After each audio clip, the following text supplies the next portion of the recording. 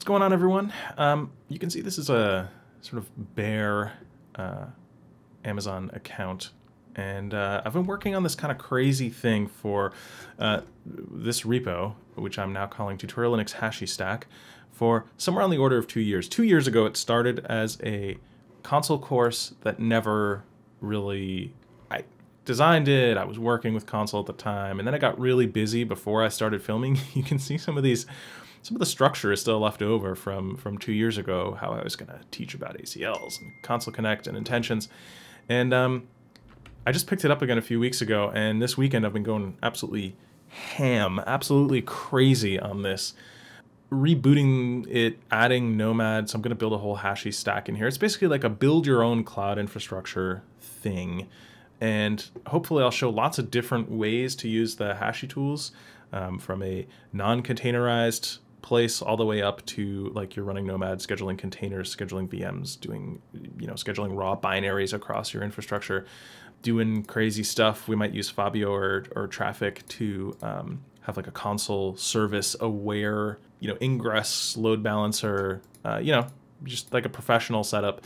I thought it'd be cool. It's a good way to learn about all this stuff. So I'm gonna just kick off a Terraform apply into this Amazon account, and it sets up everything from a brand new VPC and subnets and EOS 2.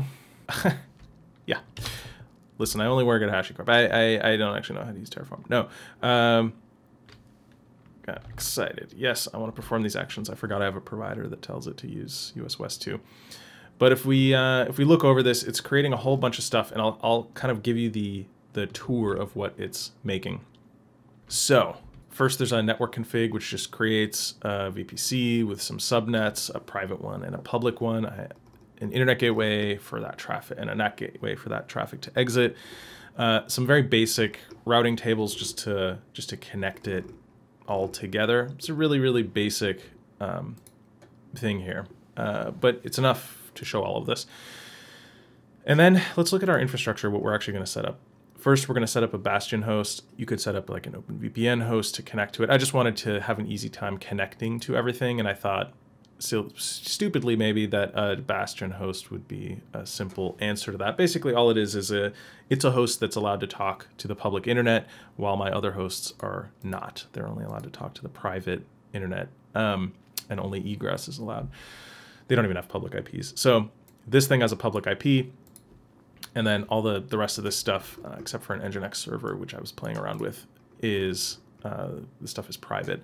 So we create a single Bastion host that we can do all of our stuff through. You'll see that in a second. And then a Consul cluster. You can see it's I made a module that takes a cluster size argument.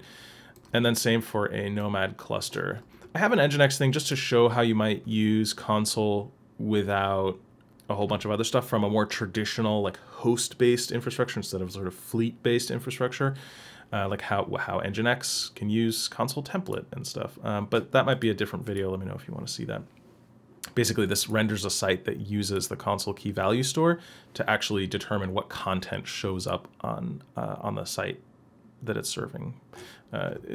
It's pretty cool. It's like a get your feet wet with Consul and Consul template kind of thing, if you have a very traditional infrastructure with long running kind of stateful hosts. Anyway, let's look at so Consul and Nomad, they're two clusters. I'll just show you Consul because there's more going on with that. I just added Nomad yesterday. So this is done as Terraform modules, and there is a Consul module. It contains the things you might find in a Consul module, which is the a Terraform module, which is the main Terraform code, which is like kind of everything you would expect. It has some outputs. I'm not really using these anywhere, but it's like a habit for me to make them. And then it has some variables, one of which takes a default. All the other ones get passed in that main infrastructure call, as you can see, right? These are all the variables it takes being passed in. So why don't we have a look at what that actually is. It's a Consul. It's actually, I'm specifying a count of instances, which is not super great. I'm going to change this pretty soon to be an auto-scaling group, where I just set the launch config to this to maintain this count. That way, if instances come or go, Consul's good about just kind of doing the right thing, having a new leader election, and that'll kind of work seamlessly. That way I don't have these specific instances that the Terraform state like cares about. By kind of abstracting that out one level to, sorry, I'm moving my keyboard.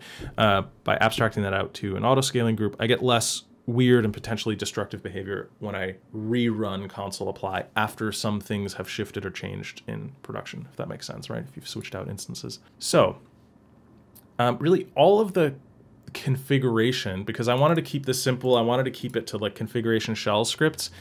Traditionally, you do that with like a user data script, right? So user data in Amazon is essentially a parameter that instances take when you create them, if you think of it kind of functionally.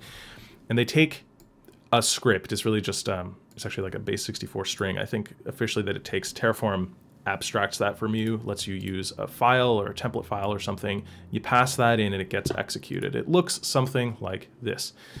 You might expect to run something like this, right? So I'm just like writing out a config file. These snippets I'll explain in a second. You do some stuff, you install some things. It's basically a bash script that will run. Well, I noticed that this was getting more and more complex. I was just doing a lot of stuff. You know, it's like you got to download Consul, you got to do the config stuff. I got to mess with DNS to make sure Consul DNS works by default. So what I ended up doing was breaking out these shared snippets that a lot of my modules will use into a, shared config directory that's outside of each module. Now look, I know it's not the best practice to have stuff that a module depends on be outside of it, but this is all being shipped as one like learning repo, so forgive me. The solution was a main template file, right, which is the user data, which actually gets rendered and passed in there. And then what I'm actually doing is building that up from other templates and files, which allowed me to kind of split this huge long script into a bunch of chunks that I kind of export as snippets, which I will show you now. So for example, this just writes a console client config. This snippet installs base packages. This is a snippet that's actually a template, which takes template variables, in this case, console version. This installs DNS mask and rips out the evil that is systemd resolved. So that way multiple roles can reuse the same snippet. I'm not maintaining a bunch of code. It kind of lets me dry everything up. And it lets me build one big template from a bunch of little ones, either templates or static files, in this way, before I then shove all of that into the user data thing. And the EC2 instance never knows the difference. It doesn't know how that user data script has been constructed. So that's really all that's where all the config for the instance is happening. It's just happening as it spins up. Yes, in a pro environment, if I was doing this, I would actually be baking images with something like Packer, right? So you run all these scripts or config, or you know run Puppet or Ansible or whatever via Packer, bake an AMI, and then all you got to do in here is specify an AMI number, and you don't have to worry about all this template crap. This is some basic security stuff. I'm really just allowing specific traffic in only on the ports that Consul is actually serving stuff at. So the HTTP API on 8500, it's also where the UI lives. DNS interface, TCP and UDP 8600, RPC, surf protocol so that surf, raft, all that stuff works. And then from inside our VPC, just from our VPC CIDR, we will also allow SSH. And that way I can do some fun things, which I'll show you in a second. Finally, we have an instance and a role profile. Really nice thing about Consul, and I think Nomad can do this too. So these two policies together allow you to do, I'll actually show you in the Consul server config. You see in this retry join, so this is the server config. When Consul sees this, it knows here, I'm passing in the number 3. I want a 3-node cluster, so this bootstrap expect is going to be 3. So what it's going to do, and this prevents cluster partitions if you're spinning up a bunch of new nodes, it knows to expect 2 other nodes to form a cluster with, 2 other server nodes. And then this is how it actually finds the other servers. So what this is telling Consul is, okay, you actually live on Amazon, so use that, like API library or however it works internally. You're going to use look at the role tag and look for a server with basically role equals console server. And you'll notice that I am tagging my console servers with tags. The name is going to be this, and then I'm creating a role tag here that's also console server, which means as console starts up, it finds the server config and it's like, oh, I am a server, cool. How many do I need to start my cluster? 3, okay, cool. I'm not gonna go start my own like partitioned cluster accidentally. I'm gonna look for at least 2 other nodes to join with. And then the way I'm gonna look them up is not by taking an IP or a host name or whatever. I'm gonna actually just look for this AWS or this EC2 tag. So you can see that is actually a really, honestly, it's a pretty elegant way. I can create brand new clusters of both Consul and Nomad in Terraform this way and have them working like a few hours after I start reliably, you know, like clean room style. Like I'm not looking at old configs that I remember from previous jobs. It's all just pretty smooth the way it works. So that is a little bit of an intro to the project. I'm going to be making many more videos on different parts of this as I develop it, and I'll probably end up making something like a Udemy course where I truly go all the way through and like teach, you know, go by the numbers, teach you all of Consul certainly, and then getting probably into Nomad, possibly in a second course that uses the same code base. Now that all of my servers have been created, all my infrastructure has been created, I'm going to do what I personally believe to be a very cool thing, and that is rip open through my Bastion the Nomad and Consul UIs. And I do this with some SSH local forwarding magic. And, oh, I should have done a no shell thing, but it doesn't matter. So now 8500 and 4646 have been forwarded from the Nomad server and Consul server respectively. And that way I can just access those ports on my local host, if that makes sense.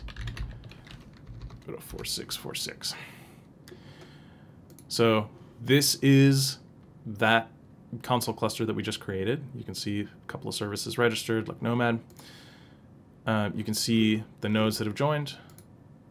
Key value store. I may have, during the Nginx setup, have written a key value to the Consul KV. There are no ACLs or intentions yet. That is something that I'm gonna add. And you can see there's no jobs running. I haven't submitted any jobs to the cluster because I just really started setting this up yesterday. So yeah, there you go. It's fun. This is cool. I'm enjoying it. If you enjoy it, then leave a like, subscribe. I'll be touring more of this infrastructure. Let me know what specifically you're interested in, and I will make sure to cover it. Cool. See y'all in the next one. Peace.